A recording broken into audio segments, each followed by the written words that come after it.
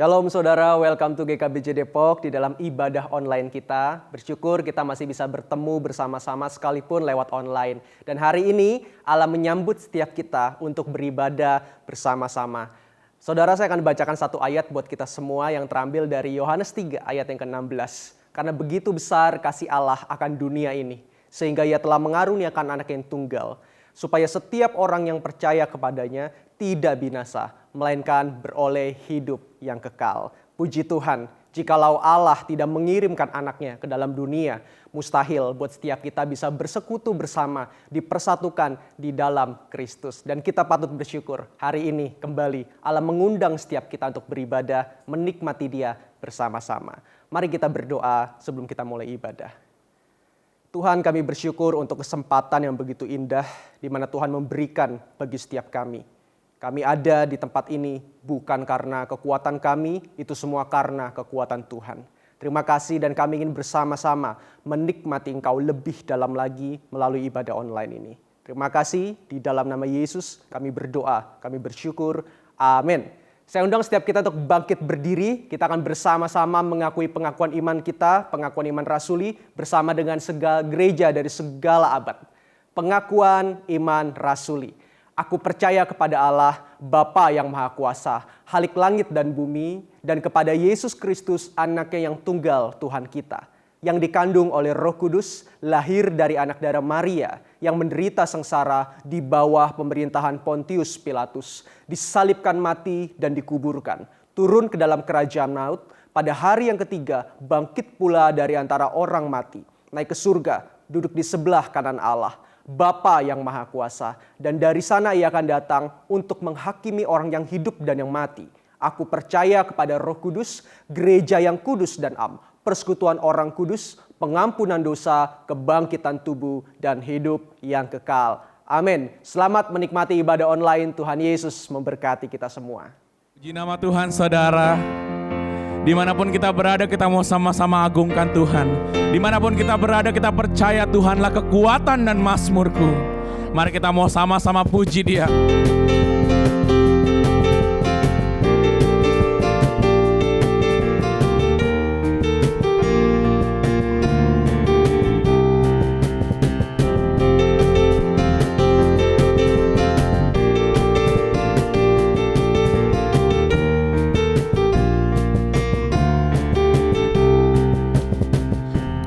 Tuhanlah kekuatan dan mazmurku, Dia gunung batu dan keselamatanku. Hanya padamu hatiku percaya, Kaulah menara dan kota perlindungan. Ku mau selalu bersyukur, sebab cintamu padaku takkan pernah berubah. Hatiku percaya, walau bumi bergoncang, gunung-gunung beranjak, namun kasih setiamu tak pergi dariku. Engkaulah Tuhan, kekuatan dan mazmurku.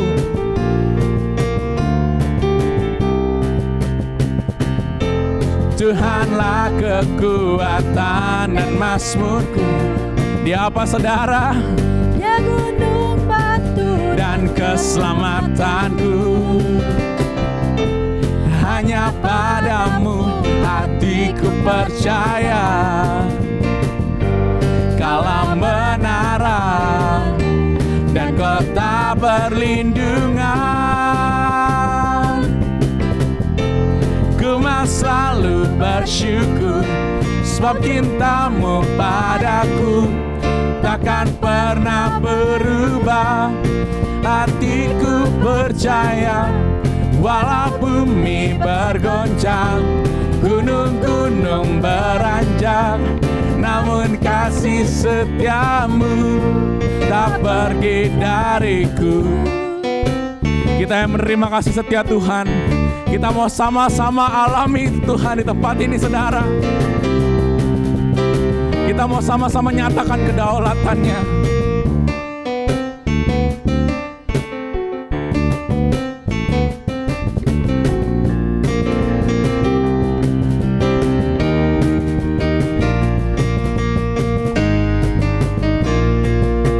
Mari angkat tangan kita sama-sama bersyukur, saudara.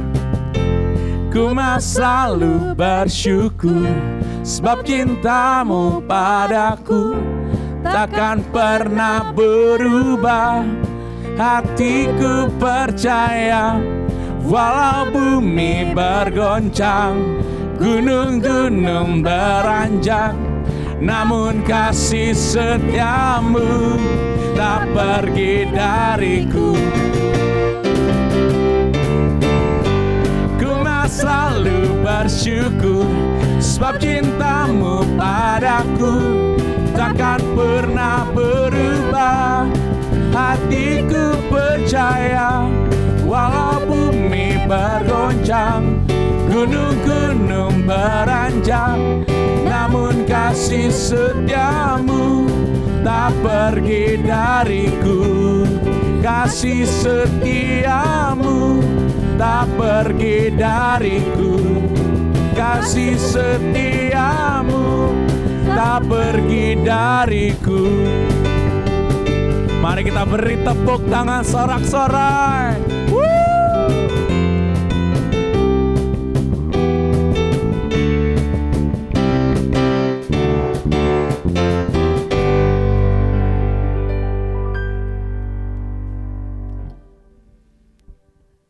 Kita adalah orang-orang yang begitu dikasihi oleh Tuhan.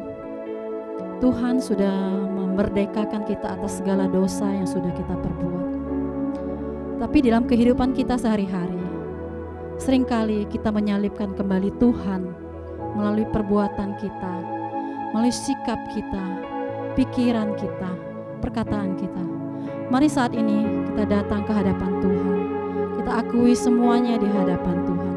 Karena kita percaya tak ada satupun yang tersembunyi di hadapan Tuhan.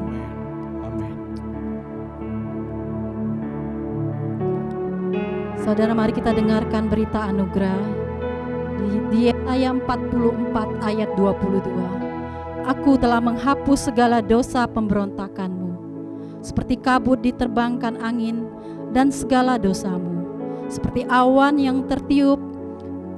Kembalilah kepadaku, sebab aku telah menebus engkau. Bersyukur untuk seorang sahabat yang selalu hadir di kehidupan kita. Dialah Yesus yang sudah mati di atas kayu salib.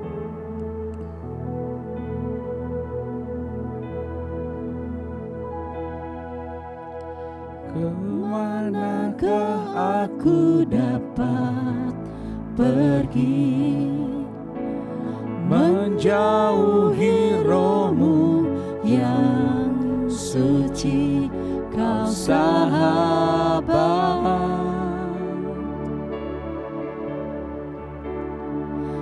dan kau dekat.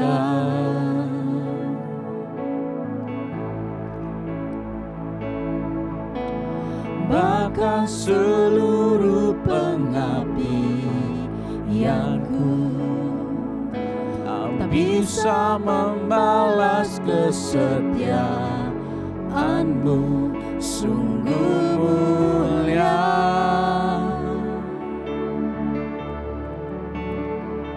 dan berharga.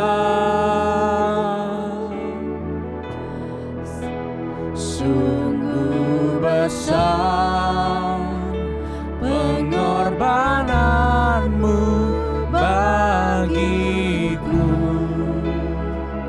terlalu dalam untuk dimengerti. Sungguh besar,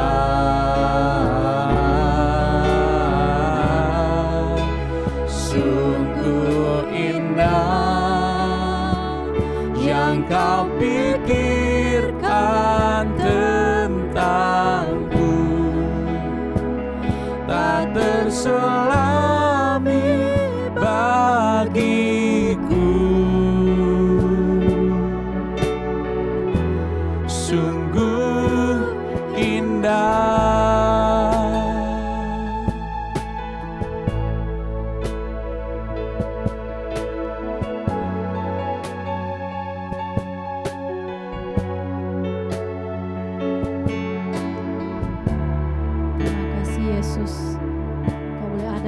setiap kami.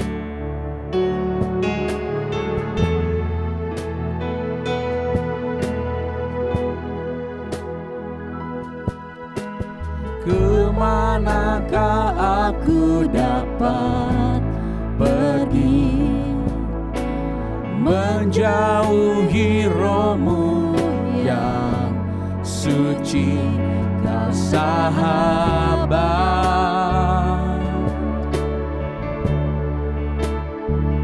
dan kau dekat.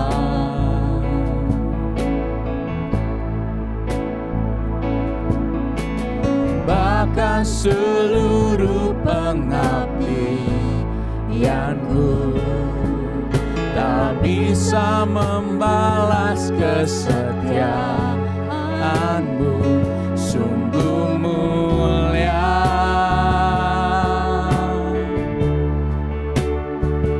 dan berharga. Sungguh besar pengorbananmu bagiku, terlalu dalam untuk dimengerti.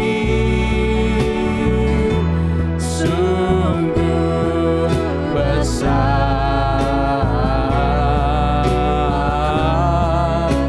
sungguh indah yang kau pikirkan tentangku,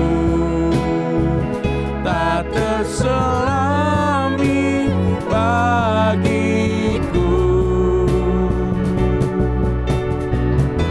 Sungguh indah,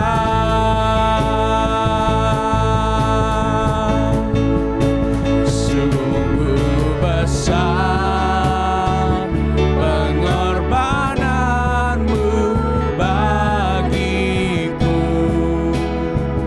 terlalu dalam untuk dimengerti. Sungguh besar,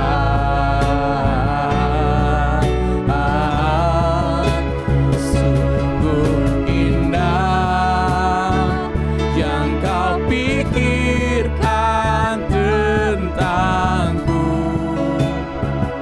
tak terselami bagiku. Sungguh indah, Kau yang termanis, Kau yang terindah.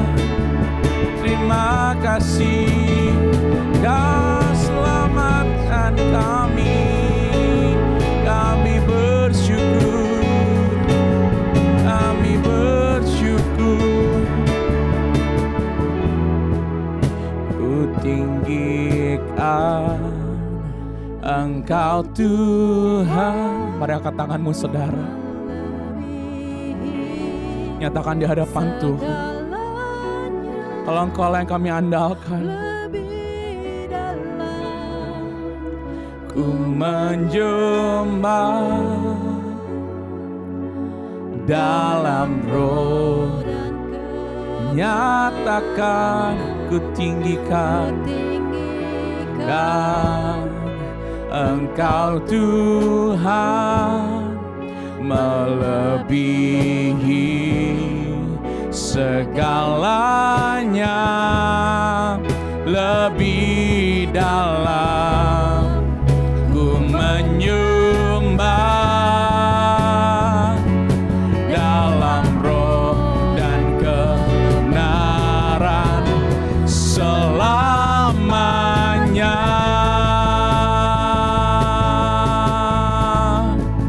Ku tinggikan Engkau Tuhan melebihi segalanya, lebih dalam ku menyembah dalam roh dan kebenaran dalam roh dan di dalam roh, dalam roh dan kebenaran selamanya. Kita beri tepuk tangan. Shalom, Jemaat GKBC Depok yang dikasihi oleh Tuhan. Saya ingin mengucapkan selamat ulang tahun ke-26. Kiranya Allah Tritunggal terus memakai kita semua untuk menjadi saksinya, khususnya di tengah-tengah kota Depok. Saudara-saudara, kita akan meneruskan seri khotbah tentang gereja. Seri khotbah berjudul Eklesia. Di dalam seri khotbah ini kita akan terus-menerus belajar, mengingat, mendalami hakikat, panggilan, tugas, peran dari gereja Tuhan di tengah dunia. Nah, saudara-saudara, kita akan meneruskannya, dan tema khotbah pada hari ini adalah gereja yang berhasil tapi berkompromi.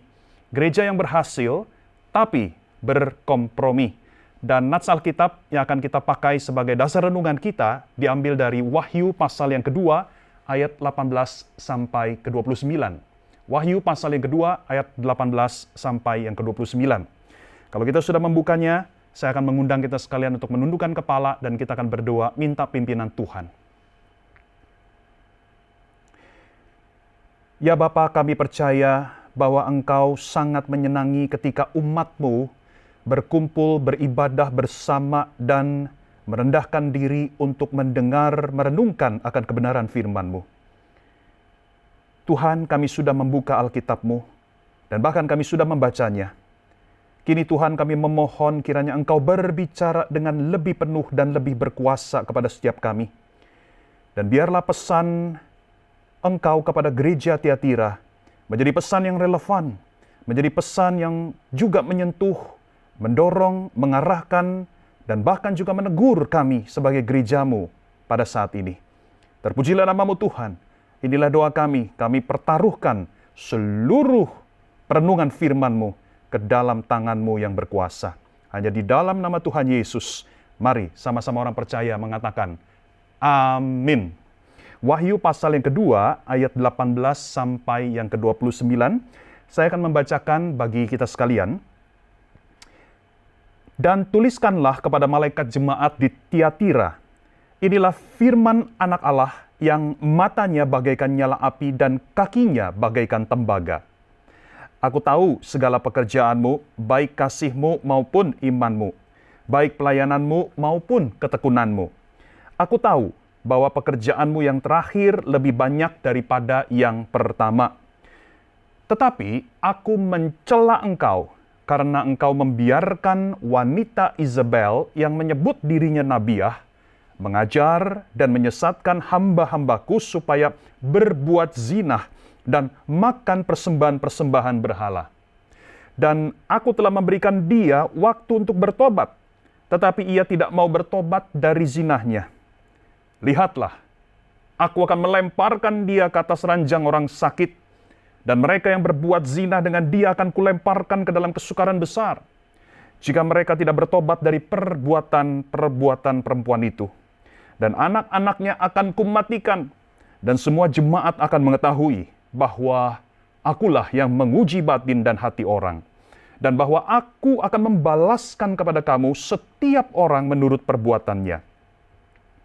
Tetapi kepada kamu, yaitu orang-orang lain di Tiatira, yang tidak mengikuti ajaran itu dan yang tidak menyelidiki apa yang mereka sebut seluk-beluk iblis, kepada kamu aku berkata, aku tidak mau menanggungkan beban lain kepadamu. Tetapi apa yang ada padamu, peganglah itu sampai aku datang. Dan barang siapa menang dan melakukan pekerjaanku sampai kesudahannya, kepadanya akan kukaruniakan kuasa atas bangsa-bangsa, dan dia akan memerintah mereka dengan tongkat besi. Mereka akan diremukkan seperti tembikar tukang periuk, sama seperti yang kuterima dari Bapakku. Dan kepadanya akan kukaruniakan bintang timur. Siapa bertelinga, hendaklah ia mendengarkan apa yang dikatakan Roh kepada jemaat-jemaat. Saudara-saudara, Wahyu pasal 2 dan 3 memuat surat Yesus kepada 7 gereja di Asia Kecil yang sekarang menjadi negara Turki. Dan jemaat di Tiatira yang barusan saja kita baca teksnya, ada pada urutan yang keempat setelah Efesus, Smyrna, dan Pergamus. Melalui khotbah hari ini, kita akan merenungkan 3 pelajaran penting bagi gereja secara keseluruhan, bagi para pemimpin gereja, dan yang terakhir, bagi diri kita sebagai orang percaya. Nah, saudara-saudara, mari kita berkenalan lebih dahulu dengan Tiatira. Saudara, Tiatira sesungguhnya adalah kota yang tidak terkenal. Kota Tiatira jarang disebut oleh para penulis pada zaman itu. Dan dalam sejarahnya, Tiatira awalnya didirikan sebagai pangkalan militer bagi prajurit-prajurit Yunani, kerajaan Yunani. Karena Tiatira itu terletak di perbatasan dengan kerajaan lain. Seiring waktu, Tiatira berkembang. Bisnis mulai bermunculan untuk mendukung, memenuhi kebutuhan dari para prajurit dan keluarganya. Ketika kerajaan Romawi berkuasa, Tiatira sudah menjadi kota perdagangan. Sekalipun demikian, Tiatira tetaplah kota yang kecil dibandingkan dengan kota lain seperti Efesus, Korintus, Filipi, dan bahkan Roma. Kalau kita mau bandingkan, seandainya Roma adalah Jakarta, Efesus adalah Surabaya, maka Tiatira lebih cocok disejajarkan dengan sebuah kecamatan seperti Cilengsi, karena begitu kecil. Jumlah penduduk Tiatira pada zaman itu hanyalah 20.000 jiwa. Bandingkan dengan kota Depok yang penduduknya adalah 1,9 juta jiwa.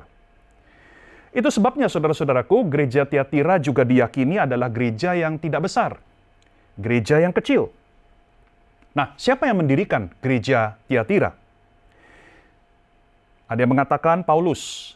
Ketika Paulus tinggal 2 tahun di Efesus, seperti yang dicatat di dalam Kisah Rasul, pasal yang ke-9 ayat 10. 19 maksud saya, ayat yang ke-10.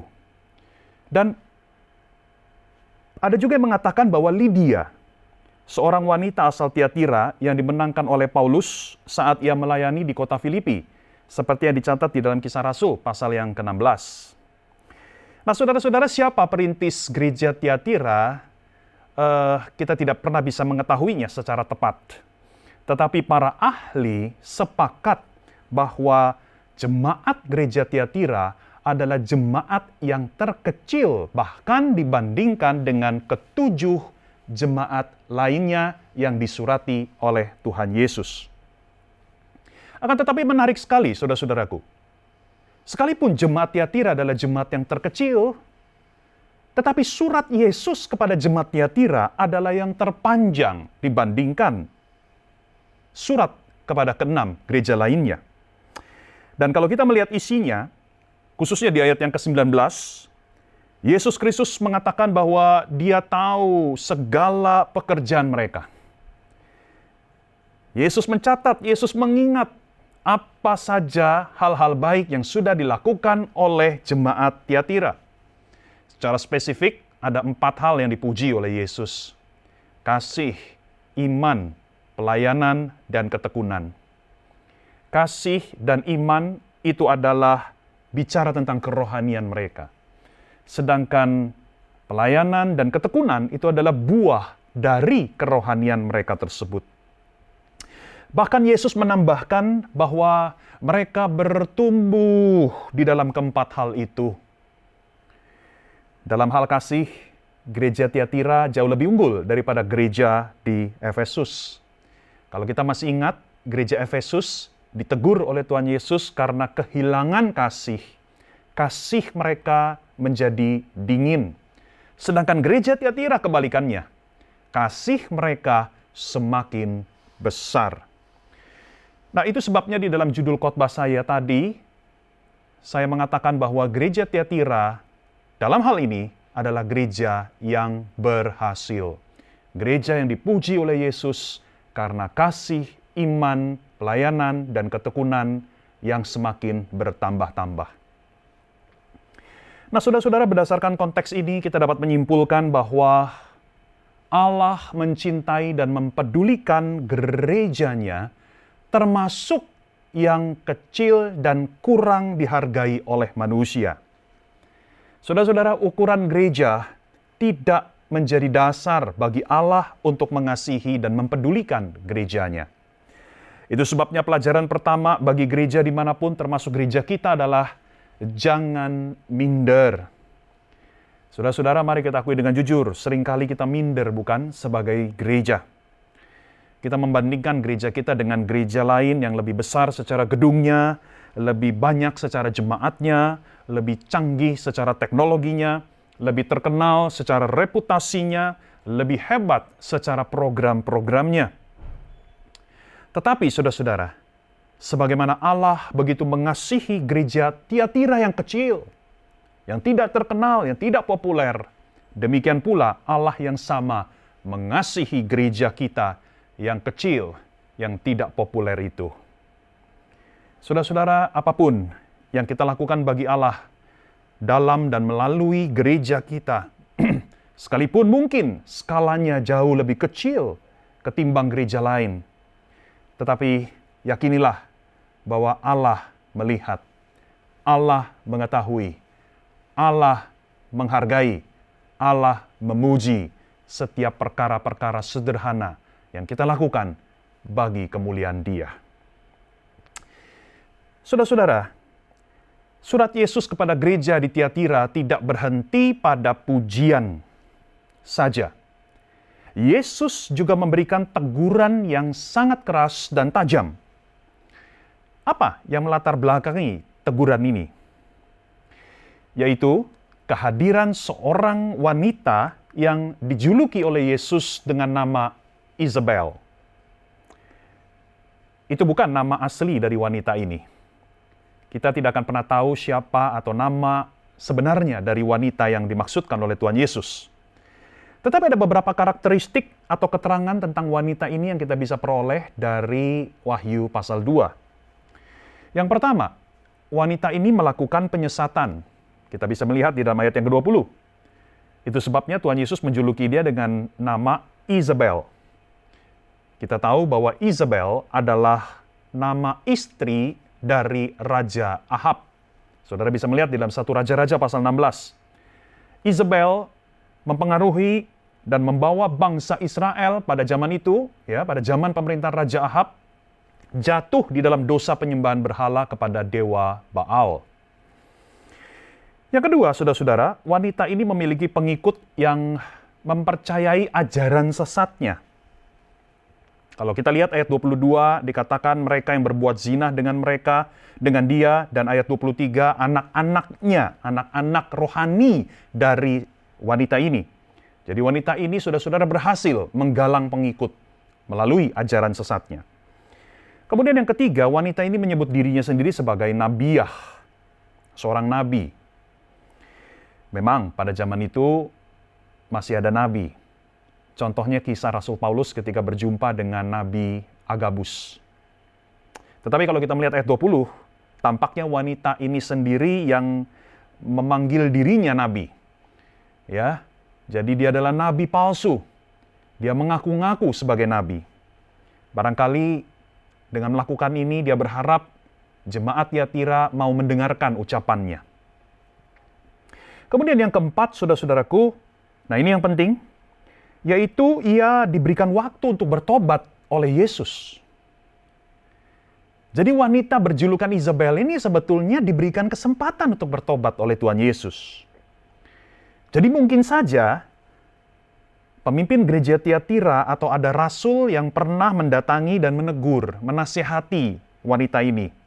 Ya, segera bertobat dari ajaran sesatmu. Tetapi wanita ini tidak bertobat. Ia tetap menyebarluaskan ajaran sesatnya di tengah-tengah jemaat Tiatira. Jadi dalam hal ini tantangan gereja Tiatira sama dengan gereja Pergamus, yaitu ajaran sesat. Nah, saudara-saudara, keterangan yang terakhir tentang wanita ini, Yesus menghukum wanita ini. Setelah diberikan waktu untuk bertobat, dia tidak bertobat, maka Yesus pun mengambil tindakan. Di ayat yang ke-22, Yesus mendatangkan penyakit yang hebat terhadap wanita ini. Nah, saudara-saudara, berdasarkan 5 keterangan tentang wanita ini, maka kita bisa menyimpulkan bahwa wanita ini sebenarnya adalah anggota gereja Tiatira. Dia bukan orang luar. Dan bahkan bisa saja wanita ini memiliki kedudukan yang penting di dalam gereja. Setidaknya ia dianggap sebagai salah satu pemimpin atau pengajar. Dan dia juga menyebut dirinya sebagai nabi. Sayangnya ia tidak menjalankan peran itu sesuai dengan kehendak Allah. Ia malah menyalahgunakannya untuk menyesatkan jemaat Tiatira. Nah, saudara-saudara, inilah pelajaran yang kedua bagi kita. Bagi para pemimpin gereja, jangan sesat. Jangan sesat. Saudara-saudara, saya perlu pertajam apa yang saya maksud dengan pemimpin. Pemimpin di gereja yang saya maksudkan bukan semata-mata mereka yang memiliki jabatan atau kedudukan secara struktural organisasional seperti majelis atau pengurus. Tetapi pengertian saya tentang pemimpin adalah siapapun yang memberikan pengaruh kepada orang lain. Sekali lagi, siapa itu pemimpin? Pemimpin adalah siapapun yang memberikan pengaruh kepada sesama saudara seiman yang lain. Jadi saudara, bisa saja saudara tidak punya jabatan secara organisasional, tetapi posisi saudara, tugas yang saudara emban, itu memberi pengaruh yang besar kepada orang yang saudara layani. Sebagai contoh adalah guru sekolah minggu. Guru sekolah minggu, menurut pengertian yang saya barusan jelaskan, adalah juga pemimpin. Sekali lagi, saudara-saudara, inilah pelajaran kedua. Kalau Anda adalah pemimpin, Anda memiliki pengaruh yang kuat kepada jemaat, maka peringatan dari Tuhan Yesus, jangan sesat. Ketika engkau sesat, engkau akan menyesatkan juga orang-orang percaya lainnya. Dan Allah sangat memandang serius penyesatan yang terjadi di gerejanya. Allah akan bertindak untuk menghentikan penyesatan gerejanya, karena Allah begitu mengasihi gerejanya.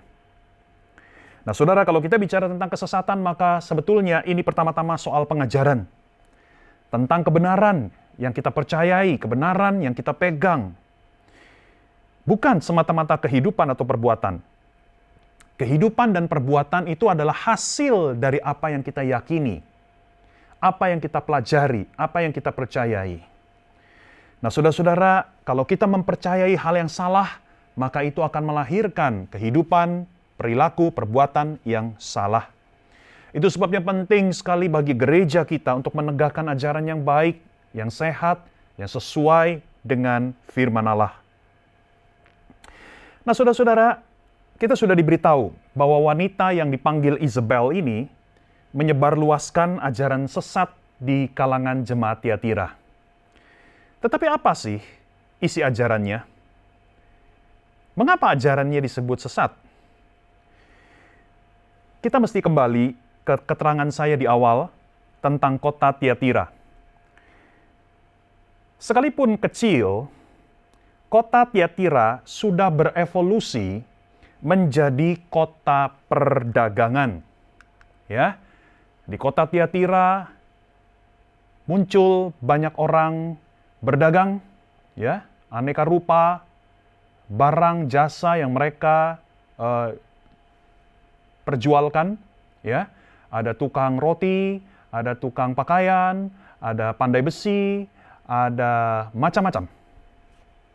Dan pedagang pada zaman itu, ya, mereka membangun atau mendirikan semacam asosiasi. Ya, jadi asosiasi ini terdiri dari para pedagang yang memiliki bisnis yang sama. Ya, semacam kongsi, ya. Jadi asosiasi ini, saudara, tujuannya adalah untuk saling membantu dan saling melindungi sesama pedagang dengan bisnis yang sama. Nah, yang terkenal, saudara-saudara, di kota Tiatira itu ada 3 asosiasi pedagang. Yang pertama, asosiasi para penghasil kain. Kain dari Tiatira itu sangat terkenal sebagai kain berkualitas tinggi, khususnya kain berwarna ungu. Kalau saudara baca di dalam Kisah Para Rasul, masih ingat ketika Paulus melayani di kota Filipi, ada seorang wanita bernama Lydia yang dimenangkan oleh Paulus. Dan Lydia ditulis sebagai pedagang kain ungu dari Tiatira. Nah, saudara-saudara, asosiasi yang kedua itu adalah para pengrajin logam seperti perak dan tembaga. Pengrajin logam ini awalnya untuk memenuhi kebutuhan persenjataan dari para prajurit yang tinggal di sana. Maaf. Yang ketiga, asosiasi para pembuat tembikar. Ya, seperti bejana untuk penampung air, ya. Yang dibuat dari tanah liat itu adalah kerajinan tembikar. Nah, sebenarnya di dalam nats ini kita dapat menemukan beberapa rujukan secara tidak langsung. Misalnya ayat 18, Yesus digambarkan memiliki mata yang menyala seperti api, kaki yang terbuat dari tembaga. Nah, saudara, ini adalah penggambaran yang dekat dengan para pengrajin logam. Karena ketika seorang pengrajin logam sedang membuat suatu barang dari logam, ya, mereka akan menggunakan api yang sangat panas.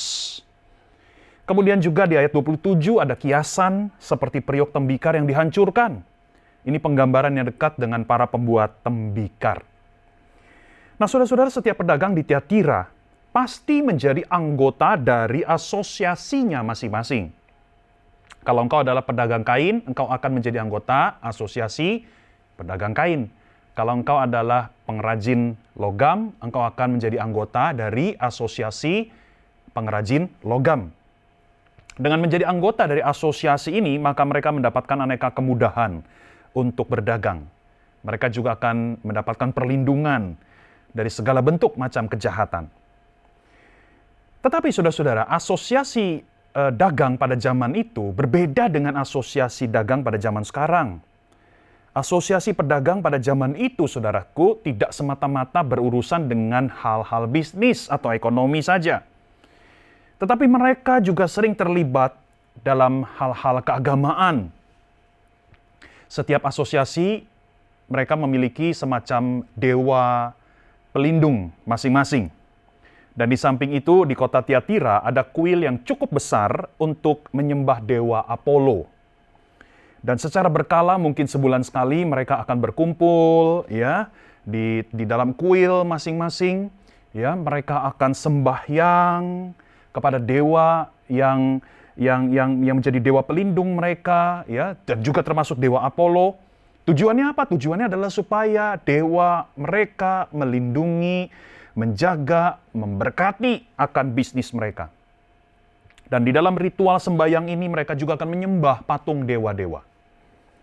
Dan bukan itu saja, mereka juga akan berpesta. Ya, mereka akan makan makanan yang sudah dipersembahkan terlebih dahulu kepada dewa. Mereka akan minum anggur sampai mabuk. Dan yang lebih gawat lagi adalah seringkali ritual penyembahan berhala dan pesta pora mereka ini akan berakhir pada kegiatan seks beramai-ramai. Itu sebabnya saya pasang foto ini, saudara, maafkan kalau foto ini terlihat vulgar. Tetapi kira-kira seperti inilah, ya, supaya membantu kita dapat membayangkan apa yang terjadi. Dan ini adalah bagian dari tradisi kepercayaan agama mereka. Di kuil-kuil besar, ya, biasanya ada yang namanya pelacur bakti. Wanita-wanita yang siap untuk berhubungan seks dengan para penyembah berhala tersebut. Nah, jadi sekali lagi saudara-saudaraku, kita bisa mulai membayangkan tantangan yang sangat berat dihadapi oleh para orang Kristen yang berdagang di kota Tiatira. Di satu sisi mereka harus menjadi anggota asosiasi tertentu supaya mereka mendapatkan izin berdagang, supaya mereka mendapatkan kemudahan, supaya mereka mendapatkan perlindungan. Tetapi di sisi yang lain, sebagai anggota asosiasi, mereka juga turut wajib melakukan ritual penyembahan berhala di kuil-kuil yang disertai dengan dosa-dosa perzinahan. Oh, ini sangat bertentangan dengan iman Kristen yang menjunjung kesucian seksualitas. Bila mereka tidak melakukan ritual tersebut, maka mereka akan terancam, dicabut, dinonaktifkan sebagai anggota asosiasi. Mereka akan dikucilkan, Mereka akan dipersulit bila mau berdagang. Bahkan mungkin mereka juga tidak akan diizinkan untuk berdagang sama sekali. Mereka akan kehilangan mata pencaharian. Nah, disinilah ajaran sesat wanita Isabel masuk. Yang mengajarkan kepada orang-orang Kristen di Tiatira bahwa it's okay, tidak apa-apa untuk mengikuti ritual penyembahan berhala tersebut. Bahkan orang Kristen tidak akan berdosa sekalipun melakukan ritual penyembahan berhala, termasuk makan makanan berhala maupun melakukan hubungan seks dengan wanita-wanita di kuil itu. Wanita berjulukan Isabel ini mengajarkan bahwa jiwa mereka tetap diselamatkan. Ya, sebagai orang Kristen jiwa tetap diselamatkan sekalipun mereka melakukan perzinahan dengan tubuh mereka. Dalam perkataan yang lain, ajaran sesat ini mendorong orang Kristen untuk melakukan kompromi. Tidak heran, ajaran wanita Isabel ini mendapatkan pengikut yang cukup banyak. Banyak orang Kristen yang akhirnya menuruti perkataan wanita Isabel ini. Karena banyak orang Kristen tidak mau kehilangan pekerjaan. Lebih baik kompromi daripada mengalami kesulitan secara sosial ekonomi. Yesus menegur hal ini dengan sangat tegas. Yesus mengatakan bahwa ajaran mereka adalah ajaran iblis. Kita bisa lihat di dalam ayat 24. Dan inilah pelajaran bagi kita semua orang percaya. Pelajaran yang ketiga bagi semua orang percaya. Bagi saya, bagi saudara yang sedang menyaksikan khotbah ini. Yaitu jangan kompromi.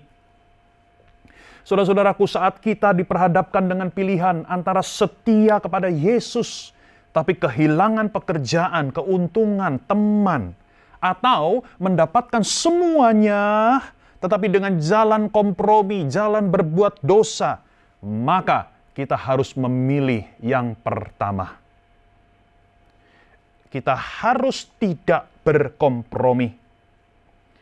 Saudara-saudara, Yohanes pasal 14 ayat 15, Yesus mengatakan, kalau engkau mengasihi aku, engkau akan menuruti segala perintahku.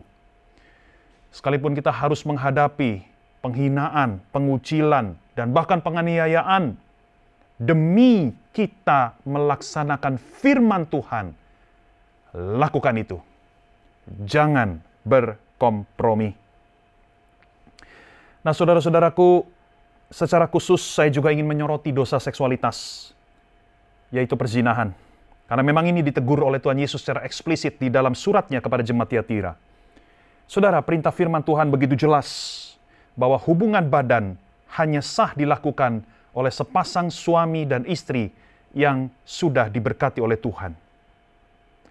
Segala bentuk hubungan badan di luar relasi suami dan istri adalah dosa di hadapan Allah. Di dalam 1 Korintus pasal 6, Rasul Paulus memperingatkan orang Kristen supaya menghindari dosa percabulan. Dan Paulus memberikan alasan bahwa tubuhku sudah ditebus, sudah dibayar lunas oleh Allah. Tubuhmu dan tubuhku adalah milik Yesus. Engkau tidak boleh menggunakan tubuhmu untuk menyakiti hati Tuhan dengan melakukan dosa perzinahan. Saudara, inilah ketiga pelajaran dari surat Yesus kepada jemaat Tiatira. Dan mari kita sekarang akan melihat bahwa Yesus memberikan janji kepada setiap orang percaya yang tidak berkompromi. Saudara, sekalipun kita akan kehilangan banyak hal, ketika kita tidak berkompromi dengan dunia ini, ketika kita tetap memilih Yesus, Yesus tidak tinggal diam. Yesus menjanjikan dua hal kepada kita, seperti yang dicatat di dalam ayat 26-28. Yang pertama, saudara-saudara, Yesus akan mengaruniakan pemerintahan bersama dengan Dia atas dunia di masa depan. Yesus akan memberikan otoritas kepada kita untuk memerintah dunia ini bersama dengan Dia, tepatnya ketika Yesus datang kembali. Saudara-saudara, di ayat yang ke-18, Yesus menyebut dirinya sebagai anak Allah. Sebutan ini mengandung arti yang sangat penting kalau kita baca dalam konteks masyarakat Tiatira. Saudara, tadi saya sudah katakan di awal, bahwa di kota Tiatira ada satu kuil yang didedikasikan untuk dewa Apollo. Dewa Apollo di dalam mitologi Yunani dikenal sebagai salah satu dewa yang sangat penting, dewa yang sangat berkuasa, dan dewa Apollo adalah anak dari dewa Zeus, dewa tertinggi. Dan itu sebabnya masyarakat pada zaman itu sering menyebut dewa Apollo sebagai anak Allah. Dan di sini Yesus berkata, "No, dewa Apollo bukan anak Allah yang sesungguhnya. Akulah anak Allah yang sejati." Yesus yang memegang kekuasaan tertinggi, bukan Apollo. Saudara, kalau kita tidak berkompromi dengan dunia ini, maka Dia, Yesus sang anak Allah, yang kelak datang kembali, Dia akan menegakkan pemerintahan dan Dia akan melibatkan kita semua untuk memerintah dunia ini. Yang kedua, saudara-saudara, di ayat yang ke-28, Yesus mengatakan bahwa Dia akan mengaruniakan bintang timur. Apa maksudnya? Apa arti dari bintang timur? Nah, Wahyu pasal 22 ayat 16 mengatakan, "Aku, Yesus, adalah tunas," yaitu keturunan Daud, "bintang timur yang gilang gemilang." Jadi bintang timur di dalam ayat yang ke-28 adalah Yesus Kristus sendiri. Yesus menjanjikan kehadiran dan penyertaannya yang sempurna kepada mereka yang tidak mau kompromi. Kalau pemerintahan bersama dengan Yesus akan kita nikmati nanti waktu Yesus datang kembali, di masa yang akan datang. Tetapi penyertaan dari Kristus di dalam dunia ini, bagi kita, akan kita alami di masa sekarang. Yesus tidak akan pernah meninggalkan kita sendirian. Ketika kita setia kepada Yesus, kita akan mengalami juga kesetiaan Yesus yang sempurna. Saudara-saudara, saya akan tutup khotbah kita. Ancaman Tuhan Yesus terhadap penyesat gerejanya, seperti sang wanita berjulukan Isabel ini, sangat mengerikan. Yesus akan mendatangkan penyakit kepadanya, sehingga ia tidak berdaya di atas ranjang. Ia tidak akan langsung mati, tetapi akan dibiarkan oleh Yesus menderita secara fisik dan mental sebagai hukuman atas dosa penyesatannya. Dan di dalam Wahyu pasal 2, Yesus memang datang digambarkan sebagai hakim yang menghakimi dan menghukum para penyesat gerejanya. Tetapi sebenarnya, saudara-saudara, Yesus pernah datang ke dunia ini bukan sebagai seorang hakim. Yesus pernah datang ke dunia ini sebagai manusia, dan Dia bahkan menerima penghakiman dan penghukuman secara tidak adil. Kalau saudara kita bandingkan Isabel dengan Yesus, Isabel menderita di ranjang secara adil karena itu adalah hukuman atas dosanya sendiri. Tetapi Yesus menderita di atas kayu salib, sebuah penderitaan fisik dan mental yang jauh lebih berat. Dan Yesus mengalami itu secara tidak adil.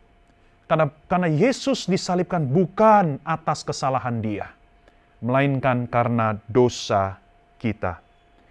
Saudara, Yesus rela memilih penderitaan dan kematian yang sedemikian berat karena Dia begitu mengasihi kita. Inilah Injil. Dan kiranya Injil kasih Allah di dalam Kristus kembali mendorong kita untuk hidup tidak berkompromi di tengah dunia. Tetap setia memegang firman kebenarannya. Saya akan tutup dengan membacakan kembali ayat 29. Siapa yang bertelinga, hendaklah ia mendengarkan apa yang dikatakan oleh Roh kepada jemaat-jemaatnya. Amin. Mari kita berdoa. Mari kita pakai waktu sejenak untuk kita mengintrospeksi diri kita, baik sebagai gereja secara keseluruhan, maupun diri kita sebagai pemimpin di gereja, atau diri kita sebagai orang percaya. Apakah selama ini kita dihinggapi rasa minder karena kita merasa gereja kita adalah gereja yang kecil? Apakah kita sebagai pemimpin selama ini tanpa kita sadari, kita tidak sungguh-sungguh berpegang kepada kebenaran firman Tuhan sehingga kita melakukan penyesatan-penyesatan kepada orang yang kita layani. Atau kita sebagai orang percaya, kita berkompromi dengan godaan di dunia ini. Kita memilih jalan tengah yang sifatnya menguntungkan diri kita, tetapi kita tidak sungguh-sungguh menegakkan, berpegang, setia, mematuhi firman Tuhan. Kita sudah berkompromi. Mari kita datang kepada Tuhan, kita minta ampun kepada Dia, dan kita sungguh-sungguh mohon supaya Tuhan memulihkan diri kita kembali.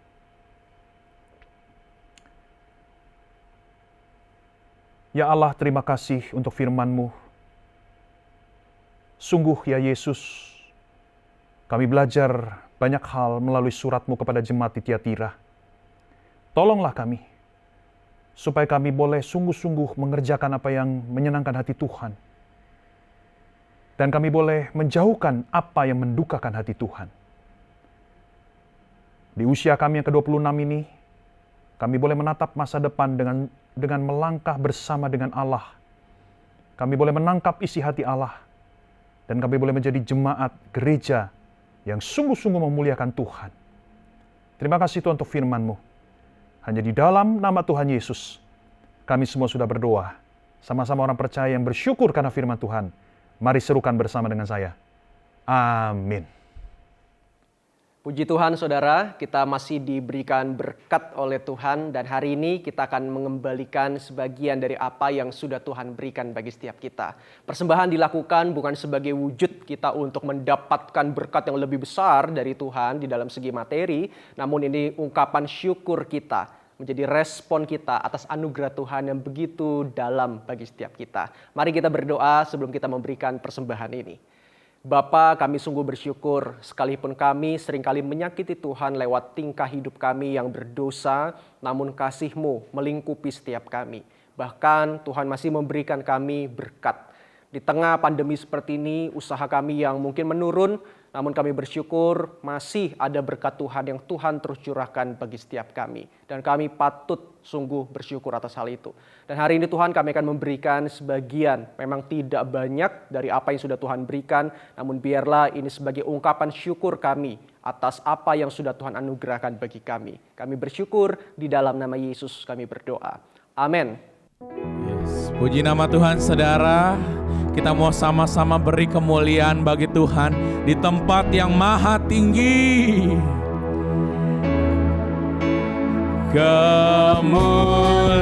Kemuliaan bagi Tuhan di tempat maha tinggi.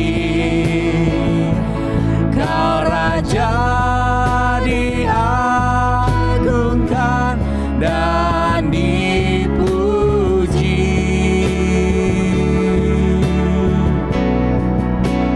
Datanglah kerajaan-Mu, jadilah